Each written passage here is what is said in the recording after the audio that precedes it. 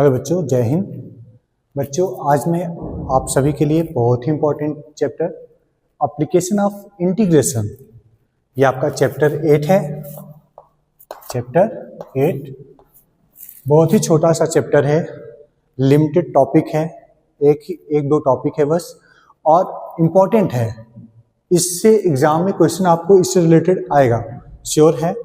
और इसको करने के लिए आपको करना क्या है, इसका मतलब एप्लीकेशन ऑफ इंटीग्रेशन कि इंटीग्रेशन का रियल लाइफ में आपका यूज क्या है, उसको यहाँ पे देखना है। तो सबसे पहले देखते हैं, सपोज करते हैं, मान लो इसका टॉपिक दिया हुआ है कि हम रियल लाइफ में कैसे इसका यूज करते हैं। जैसे हमें एरिया फाइंड करना हो गया, तो उसमें हम एप्लीकेशन ऑफ इंटीग्रेशन का यूज कर लेते हैं। जैसे सपोज करो कि अगर कोई फंक्शन आपको दिया गया जिसका ग्राफ इस तरीके से है, यहाँ पे ये बना हुआ है, ये जो फंक्शन है वो आपका क्या है, y इक्वल एफ एक्स है। तो बच्चों, मैं बहुत ही शॉर्टकट में आपको बताना चाहता हूँ कि एप्लीकेशन ऑफ इंटीग्रेशन का कैसे आप यूज करोगे, कैसे क्वेश्चन को सॉल्व करना है। ज़्यादा डिटेल में ना जाके शॉर्टकट में ही हम इस सोल्यूशन को करते हैं, ठीक है। तो सपोज को ये आपको कोई फंक्शन दिया गया है और ये आपको बाउंडेड है कहाँ पे, x इक्वल ए से लेकर के x इक्वल बी तक बाउंडेड है, राइट। ये जो आपका ग्राफ दिया गया, इसका लिमिट है x equal a to x equal बी। अब हमें सपोज को ये जो फिगर दिख रहा है आपको, इसका एरिया फाइंड करना है। तो अगर ये कोई रेक्टेंगल होता, कोई स्क्वायर होता, कोई सर्कल होता, तो उसका एरिया फाइंड करना आपके लिए बहुत ईजी होता। लेकिन अगर कोई शेप आपको इस तरीके से दिखेगा तो इसका एरिया फाइंड करना, अप्रोक्स भी फाइंड करना बहुत ही मुश्किल है। तो इसको करते क्या है कि हम इस पे एक स्मॉल स्ट्रिप को ले लेते हैं। स्ट्रिप मतलब एक छोटा सा बहुत ही मामूली सा विड्थ लेकर के, जिसका हम विड्थ लेते हैं क्या है, dx है। ये विड्थ क्या है, ये जो विड्थ दिया गया है वो dx है, और इसकी लेंथ ये पूरी क्या है, y ही है, जो आपका फंक्शन दिया गया है। अब आप देखोगे ये फिगर आपका कैसा दिख रहा है, लुक लाइक, बहुत ही स्मॉल स्ट्रिप जो हम लेके चलेंगे तो ये कैसा दिखेगा, लुक लाइक अ रेक्टेंगल। तो रेक्टेंगल का एरिया क्या होता है, क्योंकि देखो बहुत ही स्मॉल पार्ट का आप एरिया फाइंड करो तो स्मॉल पार्ट का जो एरिया आएगा DA होगा। DA इक्वल क्या हो जाएगा, एरिया ऑफ रेक्टेंगल क्या होता है, लेंथ इंटू विड्थ। तो लेंथ कितना है, y है, और विड्थ कितना है, dx है। तो y इंटू क्या आ जाएगा, dx हो जाएगा। ये हो गया एरिया। आपको ये स्मॉल जो पार्ट दिख रहा है, इस स्मॉल पार्ट का आप क्या कर रहे हो, एरिया फाइंड कर रहे हो। तब इस एरिया फाइंड करके अब क्या करो, यहाँ पे इंटीग्रेशन अप्लाई करोगे। तो इंटीग्रेशन क्या हो जाएगा, DA इक्वल हो जाएगा इंटीग्रेशन y dx हो जाएगा, राइट। अब यहाँ पे क्या दिख रहा है कि यहाँ पे DA है, दैट मीन यहाँ पे 1 आ जाएगा। 1 का integration with respect to DA करोगे तो क्या आ जाएगा, कैपिटल A मिल जाएगा, इक्वल यहाँ पे आपका इंटीग्रेशन y dx हो गया, इस तरीके से। अब इसमें आपको ध्यान देना है कि हमें तो अभी किसका एरिया फाइंड हुआ, ये जो स्मॉल स्ट्रिप आपने लिया था उसका एरिया यहाँ पे आपको y dx फाइंड हो गया है। लेकिन आपको फाइंड क्या करना है, टोटल एरिया फाइंड करना है। तो टोटल एरिया में इस तरीके से आप कई सारे अगर स्ट्रिप लेके करोगे तो बहुत ही टाइम टेकन हो जाएगा। अब आपको इसमें करना क्या है, सिंपल इसमें लिमिट अप्लाई कर देना है, कहाँ से, a से b पे। तो यहाँ पे एरिया इक्वल आपका आ जाएगा a equal a to b। यहाँ पे क्या हो गया, y की वैल्यू अप्लाई कर देंगे, क्या है, एफ एक्स है, इंटू dx हो गया। अब सपोज करो कि एफ एक्स का जो इंटीग्रेशन आ रहा है वो क्या है, कैपिटल एफ एक्स है। यहाँ से a इक्वल आपको क्या मिल जाएगा, कैपिटल एफ एक्स, और इसकी लिमिट क्या होगी, a टू b। इसमें कांस्टेंट c को नहीं ऐड करते, क्यों नहीं ऐड करते, क्योंकि आपका क्या है, डिफिनिट इंटीग्रल है, और डिफिनिट इंटीग्रल में आप कांस्टेंट c को ऐड नहीं किया जाता है, या फिर ऐड करोगे तो क्या होगा, कैंसिल आउट हो जाएगा। अब इसका सोल्यूशन क्या करेंगे, हम क्या करते हैं, upper limit minus lower limit apply करते हैं। तो यहाँ से एरिया a क्या मिल जाए आपको, f of b minus f of a हो जाएगा। इस तरीके से आप फाइनल रिजल्ट आप फाइंड आउट कर लोगे। तो अगर मान लो कोई आपको इस तरीके से क्लोज फिगर दिख रहा है और उसमें आपसे पूछा गया find the area of the bounded reason, तो उसकी लिमिट भी अगर आपको गिवन है तो इस मेथड से आप आसानी से उसका एरिया फाइंड कर लोगे। सेम इसी तरीके से आपका सेकेंड होता है, अगर मान लो आपका फिगर कैसा हो, कुछ इस तरीके से लुक लाइक हो, इस तरीके से आपको गिवन हो, और ये भी बाउंडेड किया गया है कहाँ पे, y equal a to y equal, अगर b पे बाउंडेड हो, आपका फिगर इस तरीके से दिख रहा है और इस रीजन का आपको क्या फाइंड करना है, एरिया फाइंड करना है, तो आप भी इसमें क्या करो, फिर सेम प्रोसेस, यहाँ पे आपने बहुत ही स्मॉल विड्थ लिया था dx के रिस्पेक्ट में, तो यहाँ पे आप स्ट्रिप जो लोगे इसकी विड्थ क्या हो जाएगी, इसकी विड्थ हो जाएगी dy हो जाएगी, और यहाँ पे आपका ये जो फंक्शन है वो x इक्वल fy सपोज कर लेते हैं, हम ये जो फंक्शन लेंगे वो x इक्वल fy ले लेते हैं, y के फॉर्म में फंक्शन ले लेते हैं।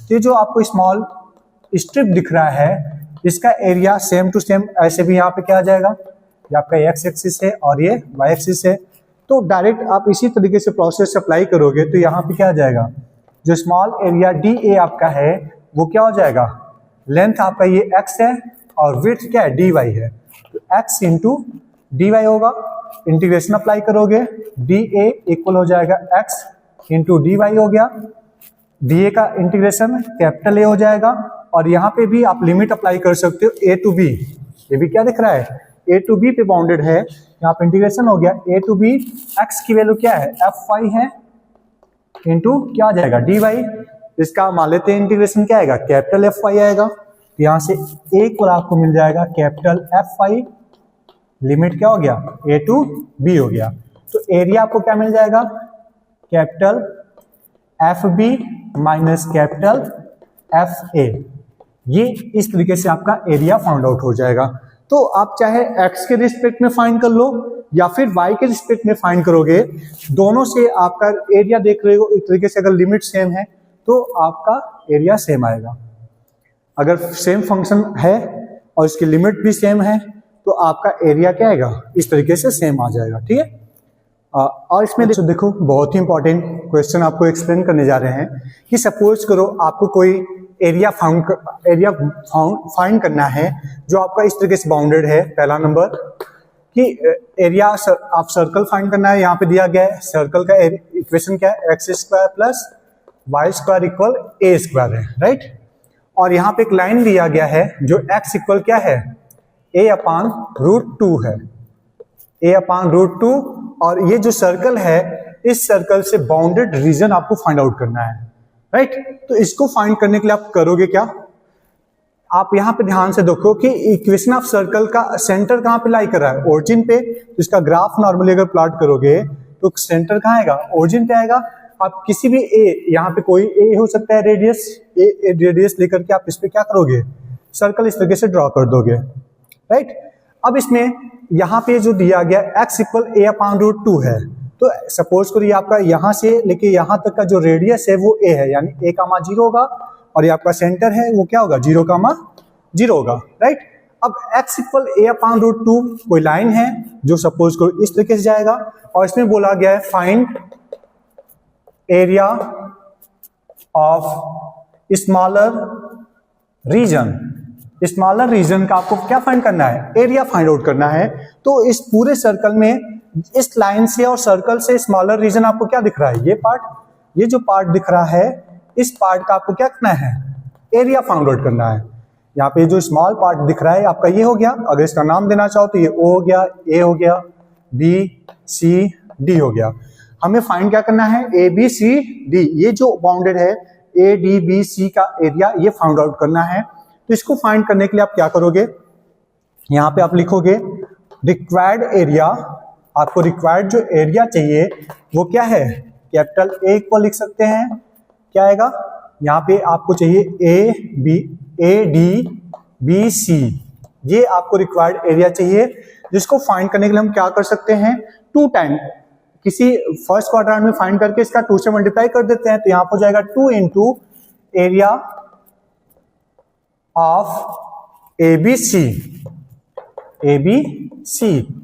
ABC का फाइंड आउट कर लेंगे, तो ये आपका रिक्वायर्ड एरिया यहाँ से आपको मिल जाएगा। तो अब यहाँ पे हम सबसे पहले देखेंगे कि एरिया जो रीजन आपका दिख रहा है ABC, ये कैसे फाइंड आउट होगा, कि आप लिखेंगे एरिया ऑफ ABC। एक बात ध्यान दो, यहाँ पे ये जो लाइन आया हुआ है इस लाइन का इक्वेशन क्या है, x equal a upon root 2 है, तो इस a का कोऑर्डिनेट क्या होगा, a अपान रूट 2 कामा 0 होगा, और ये b का कोऑर्डिनेट क्या a कामा 0, तो इसकी लिमिट आपको फाइंड आउट हो गई कि a/√2 से कहां तक जा रहा है, a तक जा रहा है, और यहां पे क्या हो जाएगा y इंटू dx हो जाएगा, y इंटू dx, ये आपका फॉर्मूला हो गया। अब इसमें करना क्या है, यहां जो इक्वेशन दिया गया यहां से आप y की वैल्यू फाइंड कर लोगे, तो y वैल्यू क्या आएगा, रूट में आ जाएगा a² माइनस x²। इस y की वैल्यू यहां पे अप्लाई कर दोगे तो क्या मिल जाएगा आपको, इंटीग्रेशन a√2 से लेकर के a तक है, रूट में आ गया यहाँ पे a² माइनस x² dx हो गया। अब इसमें बहुत ही इंपॉर्टेंट आपका फॉर्मूला यूज होगा जो बहुत ही इंपॉर्टेंट है आपके लिए इंटीग्रेशन से पर्पज से अगर देखोगे तो इंटीग्रेशन क्या होता है, रूट में अगर आपको मिल जाएगा a² माइनस x² dx, इसका फॉर्मूला क्या आता है, यहाँ पर हो जाएगा x/2 हो जाएगा रूट में a² minus x² plus a²/2 root sine inverse हो जाएगा x/a।